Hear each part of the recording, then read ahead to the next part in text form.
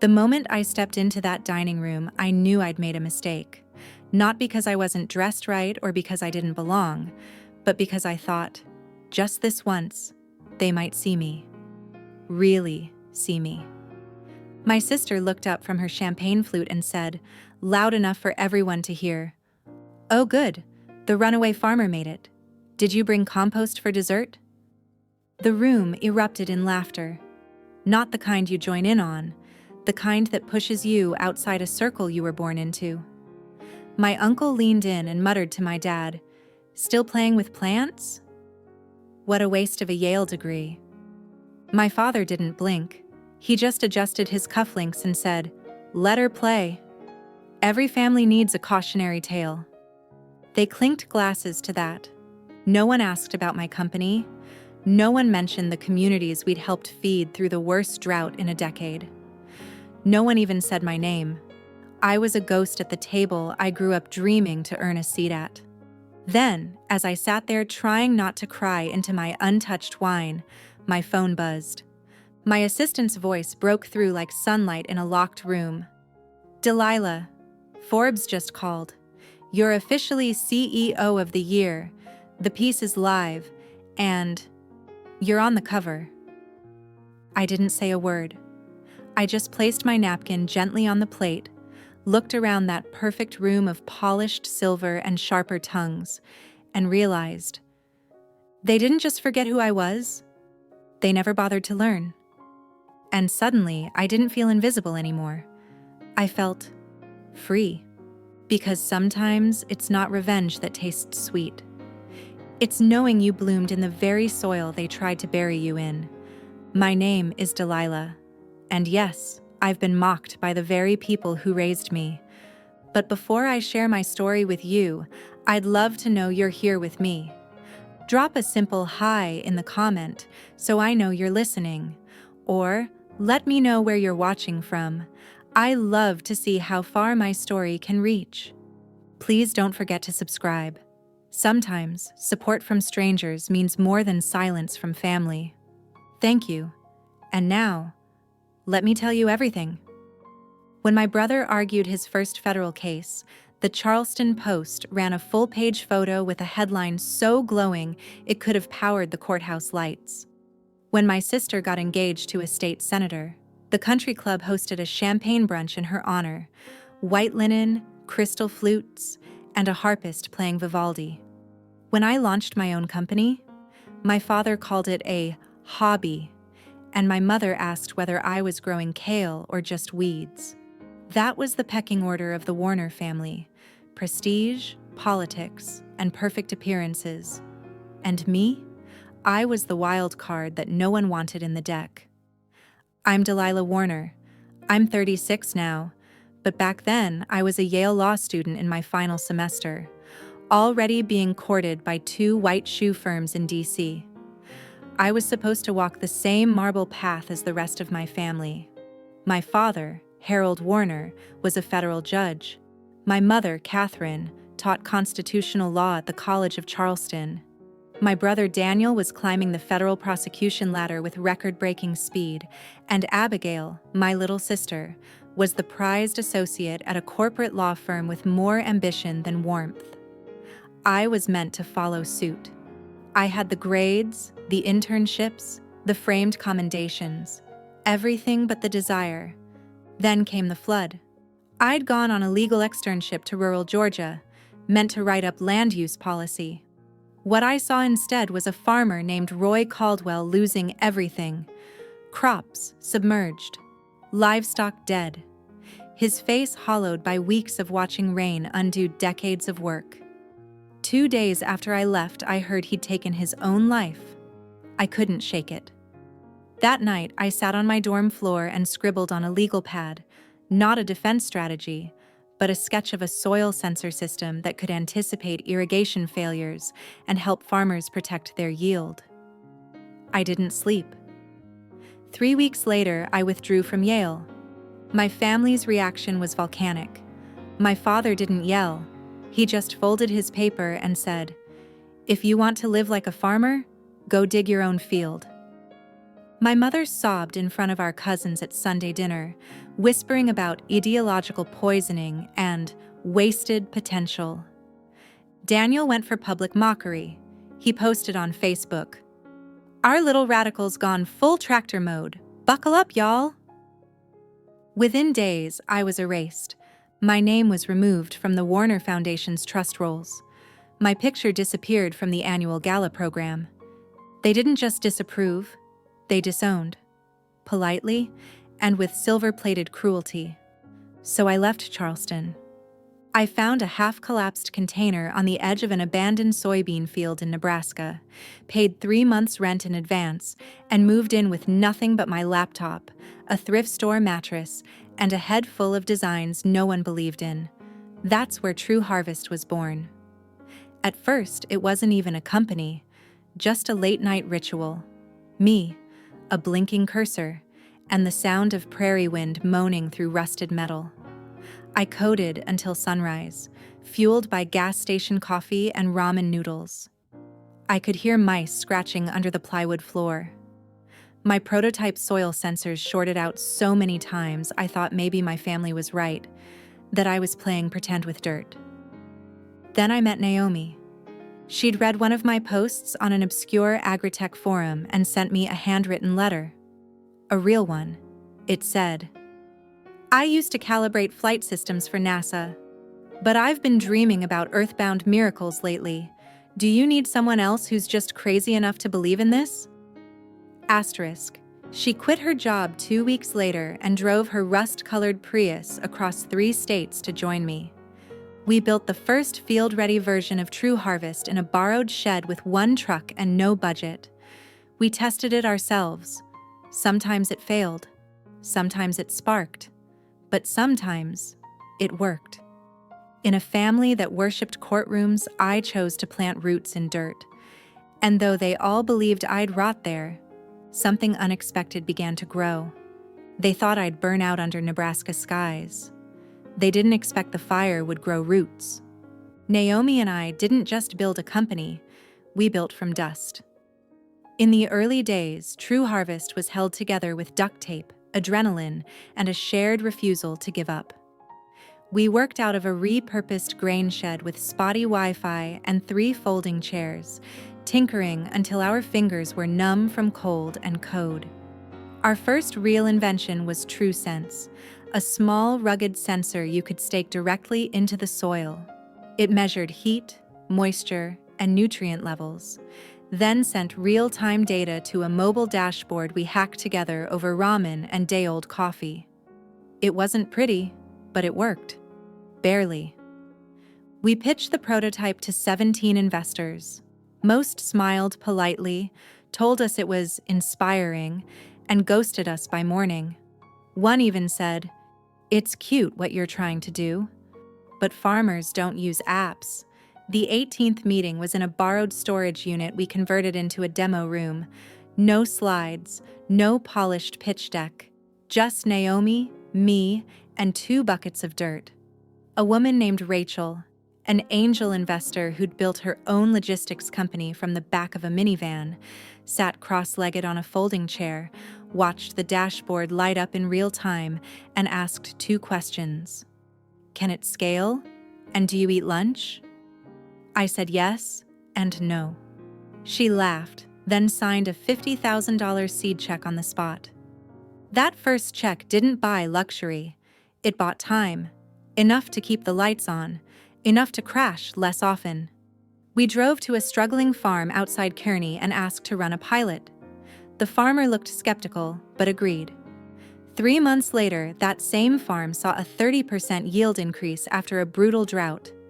The data stunned even us. The farmer's wife hugged me outside the barn, eyes wet with relief. "My daughter," she whispered, "gets to stay in school because of you." I stood there stunned, hands still stained from dust and wire, and felt something I hadn't felt in years: certainty. Naomi brought a rice cooker to the office the week after that. I hadn't eaten a real meal in 7 days. Just snacks, caffeine, and stubbornness. She made jasmine rice and scrambled eggs, then threatened to unplug the server if I didn't take a break. That's how we worked. Part engineers, part paramedics, part lunatics with a vision. We slept on yoga mats, held planning meetings in gas station parking lots, and once duct-taped a busted sensor to a tractor axle just to see if it could withstand vibration. Sometimes, we failed, gloriously. But slowly, True Harvest stopped being a dream. It became real. I never told my family. I blocked their emails, muted their numbers, and never once shared the Agritech Weekly article that called us the quiet revolution beneath America's farms. It wasn't bitterness. It was self-preservation. I wasn't ready for their noise to drown out my signal again. Then came the Regional AgTech Summit. I almost didn't go. I had mud on my boots and 2 broken fingernails. But Rachel insisted. I stood on stage next to Naomi in front of a room full of suits, holding up a clump of Nebraska soil like it was gold. My voice shook at first. Then it didn't. The audience leaned in. Afterward, a man approached me. Older, sharp eyes, linen blazer. "You're Harold Warner's daughter, aren't you?" My spine stiffened, but he smiled kindly and said, "I taught your father torts. He thought success wore a suit. You wear dust. But dust makes things grow." Something cracked open inside me. I wasn't just running from my family anymore. I was running toward something. Toward a version of the world where soil and data held more promise than verdicts and applause. Where growth wasn't just vertical, but rooted, stubborn, patient. And maybe, just maybe, I wasn't the black sheep anymore. I was the seed. The envelope smelled like the past. Expensive stationery, embossed gold ink, and a name I hadn't said out loud in 5 years. Warner.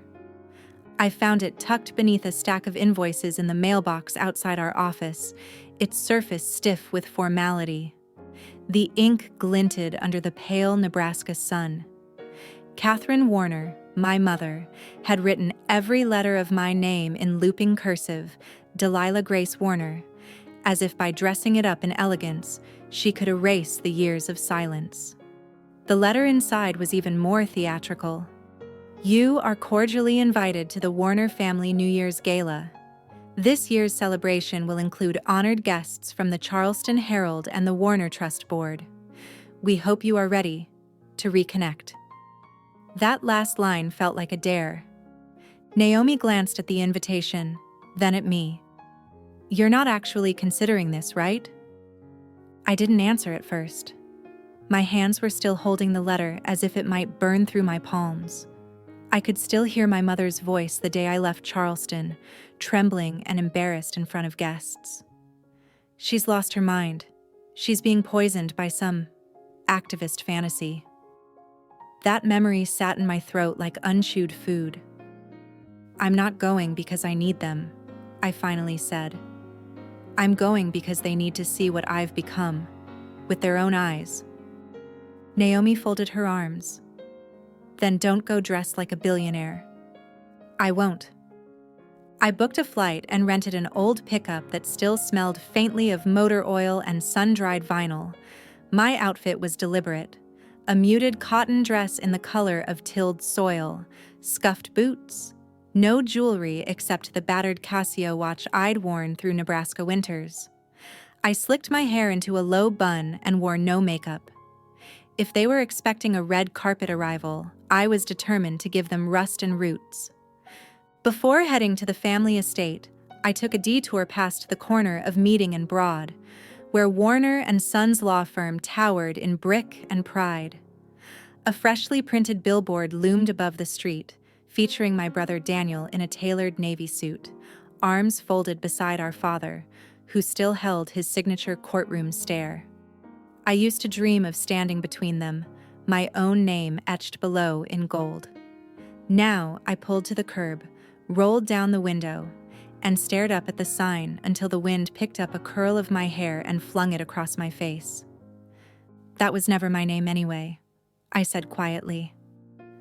Back at the motel, Naomi paced the floor while I dialed. Yes, I'd like to confirm the January 2nd press briefing with USDA and Walmart, I told the coordinator. Location secure? Perfect.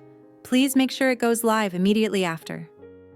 When I hung up, Naomi tilted her head. You really want to spring it on them like that? They think I'm coming back with hat in hand. I want them to see the fire I built from the ashes. She didn't argue. She just handed me the burner phone we used for press coordination and muttered, "Then let it burn clean." I stood in front of the mirror later that night and studied the person they'd cast out. Sun-browned skin, faint lines etched near the eyes from squinting in sunlight and stress, hands calloused from code and harvest, not courtroom pens. But there was a stillness in me that hadn't existed 5 years ago, a groundedness I'd earned in the windstorms of failure and the silence of doubt. I thought about that line in the letter again. We hope you are ready. I was, just not in the way they expected. I wasn't going home to seek forgiveness. I was bringing the weight of everything they thought I couldn't carry. I arrived 15 minutes early, but somehow I still felt like I was already too late for their approval, their pride, their love. Maybe I'd stopped arriving in their world the day I walked out of Yale.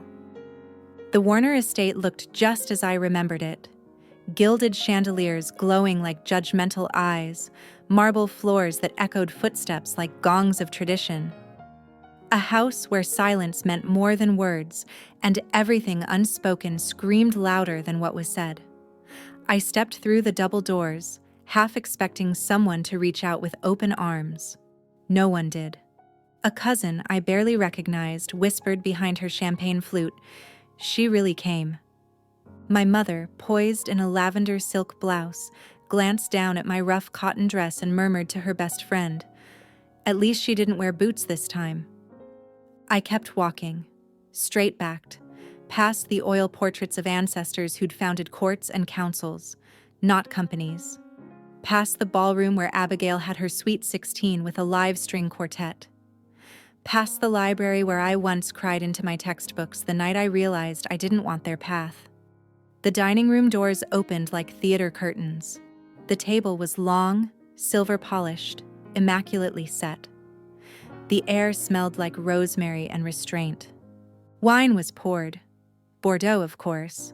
Father stood and raised his glass with the same practiced authority that once earned him headlines as the judge with an iron spine. This year, he began, was another triumph for the Warner name. One son defending justice, one daughter stepping into public service, another generation rising strong.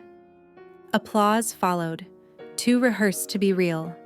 Daniel launched into a retelling of his federal case, something about a major drug bust and a judge's commendation. Abigail, all sparkles and strategically modest smiles, announced her engagement to a rising state senator. "He says I'll make a better first lady than lawyer," she giggled. I said, "Why not both?" Laughter rippled like ripples from a stone skipping over water. But when it came time for others to share updates, no one said my name. An uncle chuckled. What was it again? Delilah's doing techie farming, right? Before I could answer, my mother cut in with a patronizing smile. Delilah's exploring self-discovery in the Midwest. We've always encouraged individuality. The words hit like ice down my back. I glanced across the table. My father sipped his wine, his fingers clenched around the stem like he might crush it. The same hands that signed the document ending my tuition funding. The same silence he'd held since. I considered speaking. Just a little. Just enough. Maybe about the prototype we'd just scaled for national use, or the USDA pilot project, or the fact that Walmart's agriculture division had just flown a team out to Nebraska. But I stopped myself. Not yet. Let them speak first.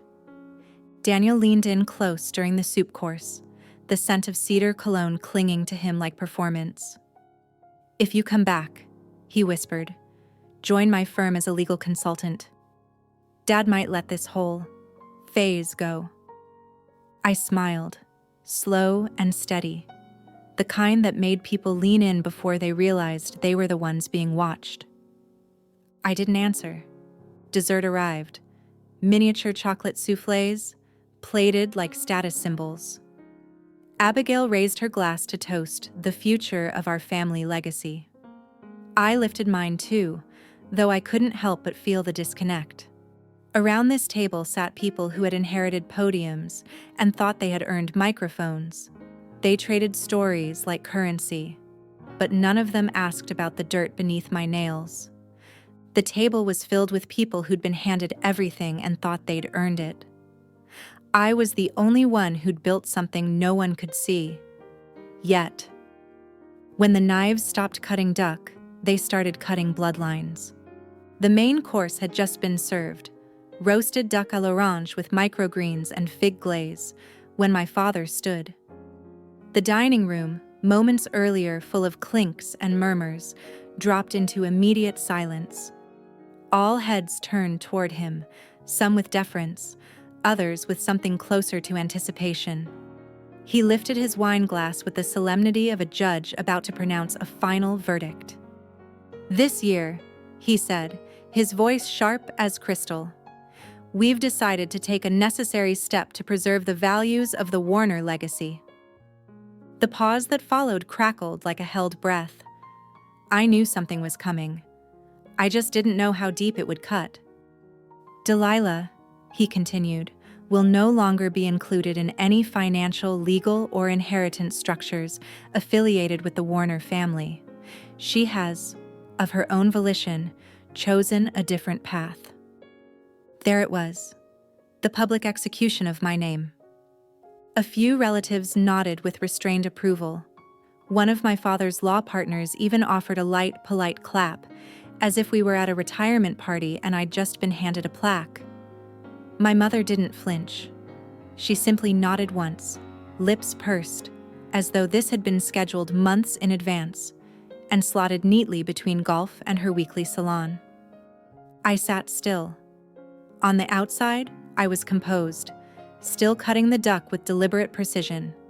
On the inside, a storm rose, a quiet, roaring storm. Not of shame, but clarity. They didn't know they were cutting someone off who no longer needed to be attached. I'd already built something far more rooted than their wine-soaked tradition. Before I could respond, Abigail chimed in, her voice dripping sugar and venom. "It's really brave of you, you know, pretending that kale can change the world." I looked at her, at the gleam of her senator fiancé's diamond on her finger, at the perfectly curled hair that had never known dirt, and I almost laughed. Almost. My phone vibrated in my pocket. Once, twice, 3 times. I knew that rhythm. Emergency. Naomi. "Excuse me," I said, rising from my chair with practiced grace. All eyes turned toward me, irritation simmering just beneath the silverware. My father arched a brow. "Startup drama, I suppose," he said, half to the room, half to himself. I stepped out onto the side veranda, the December air cool against my skin. I picked up the call. "Naomi?" I said. Her voice was breathless, charged. "They signed. Walmart and USDA, it's done. 70 million. Valuation just jumped to 185. Forbes wants an exclusive. They want you in DC tomorrow." I didn't say anything for a second. Just looked up at the Charleston stars I'd once thought I'd never see again. "I'm on my way back to the table," I said. I stepped inside, the soft hum of the dining room returning like white noise. I took my seat slowly. Every eye followed me. I could feel the expectation, a flinch, a retreat, a surrender. I gave them none of it. "I apologize for taking a call during dinner," I said calmly, lifting my wine glass. "But it seems my little kale hobby just fed a nation." Silence, heavy and absolute. No one moved. No one reached for dessert. My mother's spoon slipped from her hand and landed on the china with a sharp clink. My father cleared his throat, but nothing came out. Abigail's smile froze, eyes flickering in real-time calculation. I set my glass down, untouched. They thought they'd cut me off, but I was never plugged into them to begin with. The silence after that dinner didn't last long. Within 72 hours, my name was in the headlines, but not the ones I wanted. The first article dropped like a guillotine blade, landing on the homepage of a legal analysis site with the subtlety of a bomb. Startup founder, linked to ethics breach inside USDA bid. They used my photo from a speaking event in Omaha, cropped tight around my face, as if to say, "This is the face of scandal." The piece cited anonymous federal sources suggesting True Harvest may have engaged in improper political relationships with USDA officials. The subtext wasn't subtle. It implied the $70 million contract had been secured not through merit, but manipulation. A name I'd built from Nebraska soil was now being dragged through Washington mud. Naomi burst into my office that morning, jaw clenched, eyes on fire. "I traced the leak," she said, slapping a printed page on the desk. "The insider source, Federal Legal Advisor DW. That's Daniel Warner, your brother." I didn't speak. Couldn't. I just stared at the name on the page, bold and clinical. Not even his full name, just initials.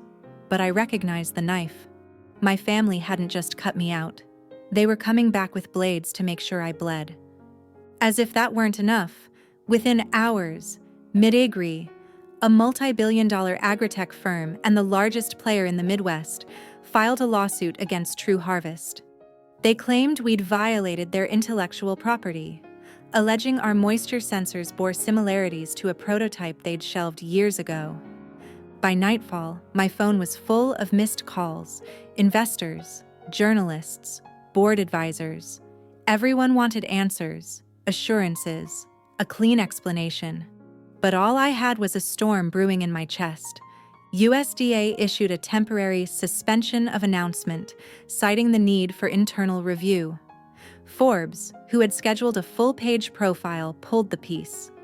I became the tech world's latest cautionary tale, the farm girl who flew too close to DC. One outlet dubbed me tech heiress who may have lied her way into a government deal. I sat alone in our office that night, the fluorescent lights flickering softly above me.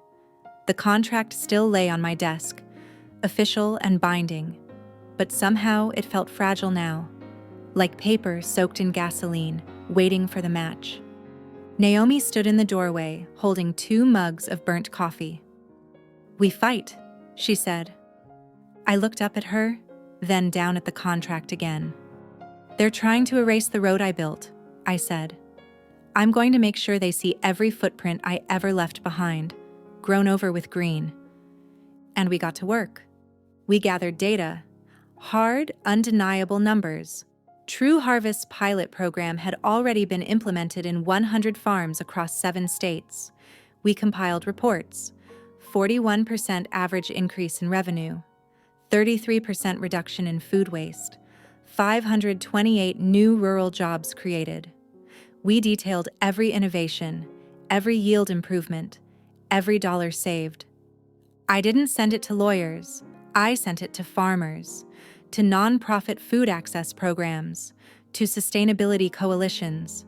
I emailed the report to every journalist who had ever published a piece on agritech, including the ones who doubted us. Forbes got it. So did the New York Times. I included letters from farmers whose land we had helped salvage. A video of a teenage girl in Kansas saying, "My dad didn't have to sell the farm. He's still here because of True Harvest." We didn't spin. We didn't threaten. We told the truth, loud and with open hands. 2 days later, my phone rang. "This is Mitchell from USDA," the voice said, steady and firm. "We're reinstating the contract. Your data speaks for itself. We trust farmers more than whispers." I didn't cry. I didn't cheer. I just whispered, "Thank you," and hung up. Then I turned to Naomi and said, "Book the interview. Every outlet that passed on us? Now they'll have to listen." That night, as I stood on our rooftop beneath a sky bigger than any courtroom, I felt it settle inside me. Not just relief, but resolve. I didn't build this company to prove anything to them. But if they want war, then let them see what a woman who works the soil can do. My brother was never the villain in our family stories. He was the legacy, the polished one, the prodigy. But legacies can rot too, if no one dares to lift the mask. When I walked into the courthouse that morning, the air tasted like metal, sterile, clinical, rehearsed. Daniel had filed a civil action against True Harvest, claiming I'd misused sensitive government data I supposedly had access to only because of our family name. The implication was clear: nepotism disguised as innovation. The courtroom wasn't packed, but the weight in the air felt heavy enough to crush. Naomi sat beside me, her laptop open, her fingers still as stone. My heart thudded like boots on hardwood. Daniel sat across the aisle in a tailored navy suit, hair perfectly combed, flanked by mid-agri attorneys. When he stood to speak, he didn't even look at me. "Your Honor, this case is not about business rivalry. It's about ethical responsibility. The defendant leveraged family ties to infiltrate a federal agency and secure a contract she was never meant to touch." I wanted to laugh. I wanted to scream. But I stayed still. Later, in the hallway during recess, Daniel approached me, his smile tight and hollow. "You've embarrassed the family enough. Walk away now. You'll still get a seat at the table, just not at the head." I looked him dead in the eye. "That table's too small for what I'm building." Naomi didn't wait. She sent it, the audio file we'd been holding, a private call, recorded weeks earlier, between Daniel and Mid-Agri's chief counsel. "She's a walking liability," Daniel said on the tape. "Once we discredit her with USDA, we can scoop the tech for pennies." The air left the courtroom when the file played. Audible gasps, whispered curses. Even the judge paused, as if trying to collect the gravity of what she'd just heard. We didn't wait for the media spin. That night, I called a press conference. Naomi booked a warehouse we'd used back when True Harvest was just 2 laptops and a box fan. No podium, no teleprompter. Just me, standing under rusted beams, facing a sea of cameras and calloused hands. "This isn't about startup politics," I began, my voice steady but not rehearsed. "It's about who gets to define worth. I will not be erased because my story doesn't fit someone else's pedigree." In the crowd, a man held up a cardboard sign. "She saved our land when no one else cared." It was Mr. William, one of our earliest farmers. I nearly broke then. After the speech, I sat on the loading dock, letting the cold concrete steady me. My phone buzzed. For the first time since that cursed New Year's dinner, my mother's name appeared on the screen. "Your father thinks he may have been a bit harsh," she said. I stared at the horizon. "A bit harsh is cutting a wedding cake with a dull knife," I said. "You cut your daughter out of the family with precision." That night, in the office I'd built from Nebraska steel and late-night ramen, I looked out through the glass walls of our 12th floor suite. They tried to bury me, but they forgot. I'm the one who plants. I wasn't afraid of the courtroom. I'd lived in its shadow all my life. What terrified me was becoming the kind of person who fought to win, not to be heard. The civil hearing was scheduled for 9 a.m. sharp. The Charleston courthouse lobby was buzzing, reporters with cameras, farmers in flannel shirts sitting beside investors in tailored suits, USDA reps in modest gray blazers, trying to remain neutral. Daniel sat at the plaintiff's table, flanked by a wall of mid-agri lawyers. His face was calm, too calm, as if this was the final checkmate move in a game he believed I hadn't even realized we were playing. His opening argument was precise, delivered with the confidence of someone who had never been questioned. Miss Warner used familial proximity to gain access to government contacts and privileged information, insight that unfairly secured a federal contract worth $70 million. I felt a flicker of heat rise in my chest, but I didn't flinch. When it was my turn, I stood slowly, a sheaf of notes in my hand I never once looked at. True Harvest was built in a shipping container with a half-broken fan and a bucket of dirt, I said. We pitched to 17 investors. 16 said no. Our tech has been tested across droughts, floods, and bureaucracy. We didn't ask for favors. We begged for chances. And we earned every inch of them. When the screen behind me lit up with the image of one of our earliest fields, sodden, half-rotted from flash flooding, I felt my throat catch. I remembered the night I spent bailing water with my bare hands, trying to save our sensors from drowning. Then Naomi stood and called her surprise witness, Mr. Nelson, a retired USDA engineer. He took the stand in a faded corduroy blazer, slow but certain in speech. I've worked with Mid-Agri.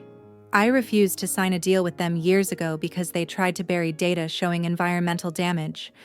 True Harvest? They just worked. They asked the right questions. They earned trust the old-fashioned way, by showing up. The room shifted. The momentum shifted.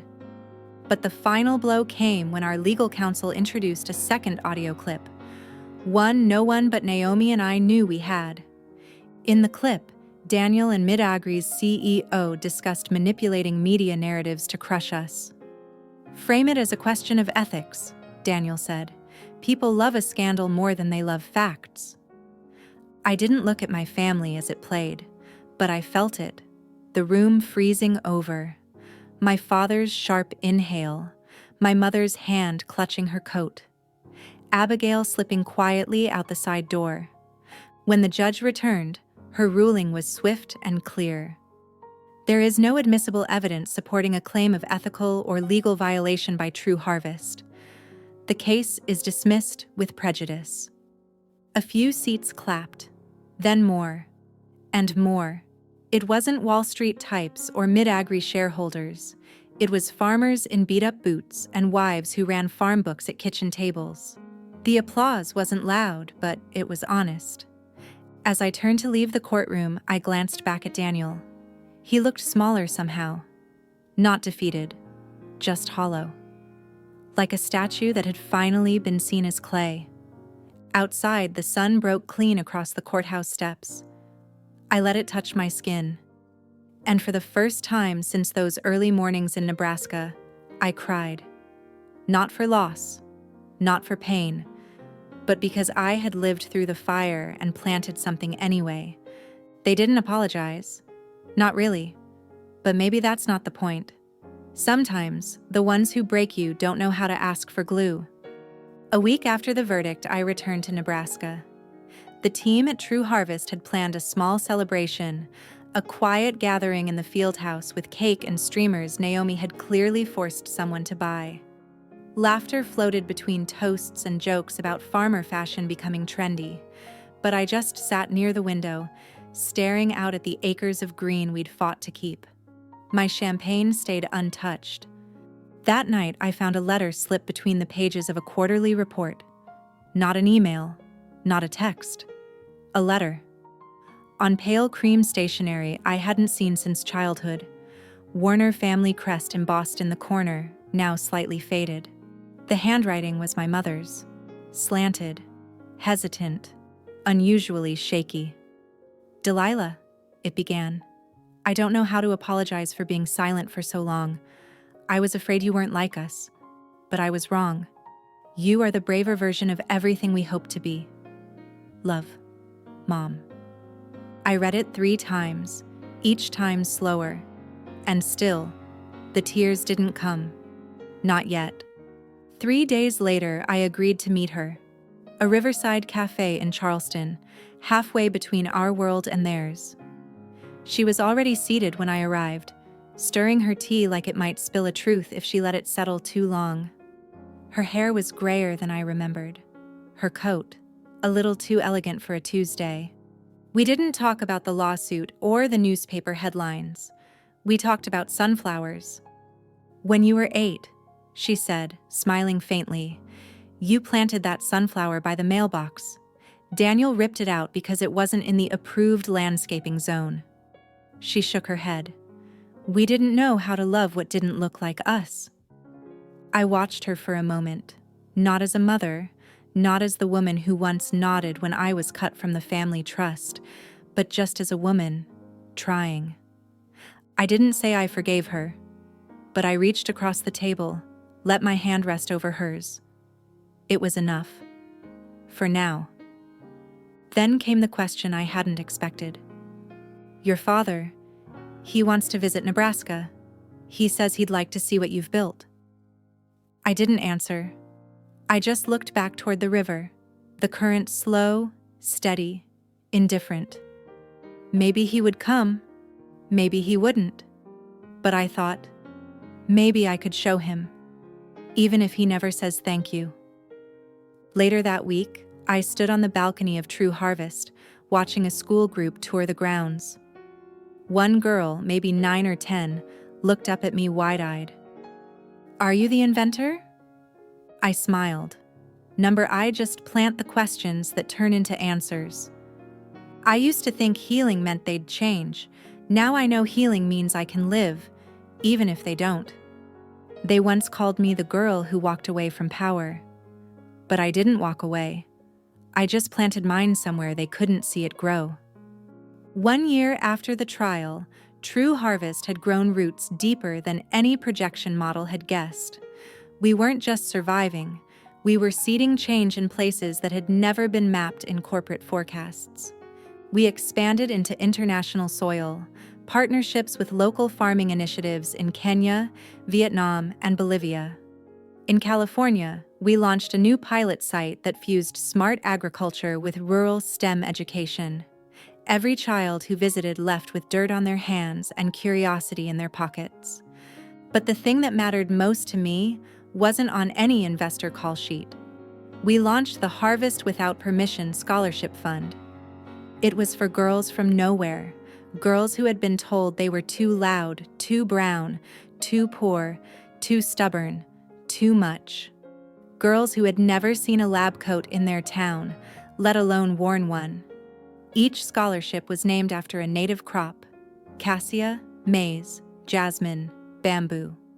Resilient, stubborn, and uniquely their own. My first TED Talk happened that fall, under warm lights and global eyes. The title, "What Grows When You Don't Ask Permission?" I ended with this. They told me legacy comes in surnames and courtrooms, but I found mine in fields, algorithms, and the hands of people who'd been forgotten. Weeks later, we hosted an annual showcase at True Harvest HQ. This time, I didn't need to scan the room to feel the difference. My parents were there, even Abigail. They sat quietly, in the middle row. No name tags, no fanfare, just present. Daniel wasn't there. I didn't ask why. I didn't speak about the past that night. I talked about futures. I introduced a 12-year-old girl from Mississippi, winner of our first Harvest Without Permission award. She told me, "I want to build a machine that makes rain for my grandma's farm." I told her, "I'll help you." Later that night, long after the lights dimmed and the applause faded, I found myself standing in front of the container that started it all. It was no longer a lab or an office, but a quiet archive of memory. Inside, on the top shelf behind old solar panels, I found the notebook.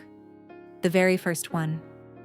My messy handwriting scrawled across the pages: moisture, Sunday, yield, hope.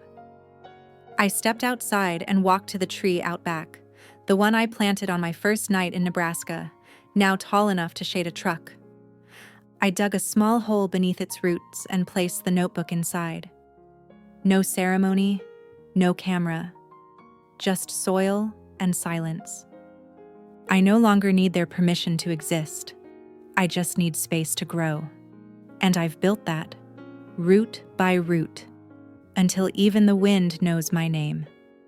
Sometimes the people who doubt us become the soil where our strength takes root, and the silence we once feared becomes the space where our voice grows loudest. We don't need permission to rise. We only need truth, courage, and the quiet power of persistence. If this story meant something to you, I'd love to hear your thoughts in the comments. And if you'd like to hear more stories like this, please follow, like, and subscribe. Thank you for listening.